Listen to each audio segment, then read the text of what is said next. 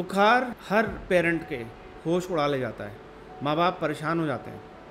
आज मैं डॉक्टर संजीव इस टॉपिक पे डिस्कस करूँगा कि बुखार में क्या करना है और हम बुखार को कैसे समझें। चलो बात करते हैं छोटे से बच्चा, नवजात बच्चा, newborn baby, less than a week. अगर किसी बच्चे को एक हफ्ते से नीचे कोई बुखार है या वो ठंडा पड़ रहा है, छोटे बच्चों को बुखार कम आता है, ठंडा होने के चांसेस बहुत होते हैं, हाथ पाँव ठंडे पड़ने लग जाते हैं। वो कैसे पता चलेगा?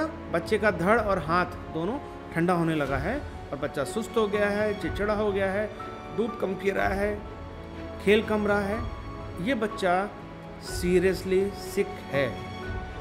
इस बच्चे को हॉस्पिटल में भर्ती करना है। अब हम बात करते हैं लेस देन अ मंथ। कोई भी बच्चा 1 महीने से नीचे जो बच्चा है, अगर बुखार है वो भी सीरियस है, उसको भी हॉस्पिटल डॉक्टर के पास ही जाना है एंड चांसेस इंजेक्टेबल एंटीबायोटिक्स देने के संभावनाएं बहुत ज़्यादा हैं। एक बात मैं जस्ट शेयर करना चाहता हूं, आजकल हम 1 महीने से नीचे बच्चे, कई बच्चे देख रहे हैं जो बहुत तेज़ी से बुखार से आते हैं, परंतु बच्चा आराम से दूध पी रहा है, खेल रहा है और हमारी क्लिनिक्स पे आता है और आराम से खेलने लग जाता है। इसको बोलते हैं इन्वायरमेंटल हाइपरथर्मिया। रूम ही गर्म है बच्चे का, जिसके कारण बच्चे को बुखार जैसा महसूस हो रहा है। मम्मी पापा भागे भागे आते हैं, बुखार की दवाई देते हैं, परंतु जैसे ही वो कूल इन्वायरमेंट में पहुंचता है वो कंफर्टेबल हो जाता है और आराम से दूध पीने लग जाता है। 1 महीने से नीचे अगर बुखार है तो चांसेस हैं कि वो इन्वायरमेंटल हाइपरथर्मिया हो सकता है आजकल के मौसम के हिसाब से, पर वो एक सीरियस इन्फेक्शन का भी संकेत हो सकता है। ज़्यादातर बच्चों को जो 1 महीने तक के बच्चे हैं, इनको हॉस्पिटल में भर्ती कराने की ज़रूरत पड़ती है अगर इन्फेक्शन का संकेत है। 1 से 3 महीने तक का बच्चा, उसको डॉक्टर को अगर बुखार आया है तो डॉक्टर के पास जाएं, सेल्फ मेडिकेशन ना करें, 12 घंटे से ज़्यादा टाइम अब घर पे ना बिताएं। इन बच्चों को भी दवाइयों की ज़रूरत पड़ सकती है, ज़्यादातर पड़ती है, और हो सकता है कि हमें इनको एंटीबायोटिक्स भी देने पड़े। ये अब हमने 0 to 3 मंथ्स डिस्कस कर लिया।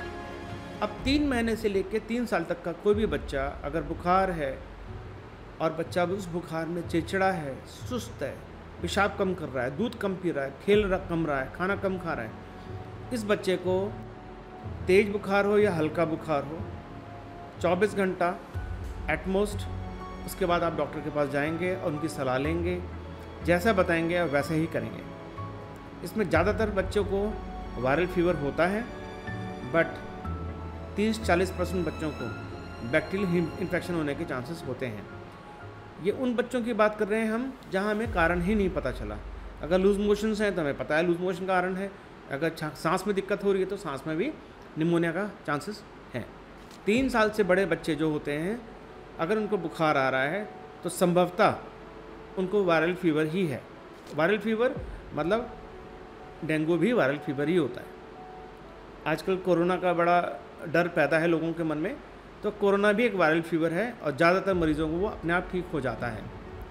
अगर तेज़ बुखार आ रहा है और आपने डॉक्टर सलाह ली और डॉक्टर को अगर शक हुआ तो मलेरिया एक डायग्नोसिस बनती है जो है डॉक्टर सोचेंगे। तीसरा, जिस हिसाब से गंदा पानी आ रहा है हमारे यहाँ सब जगह, टाइफाइड होने के चांसेस बहुत ज़्यादा हैं इस टाइम पे।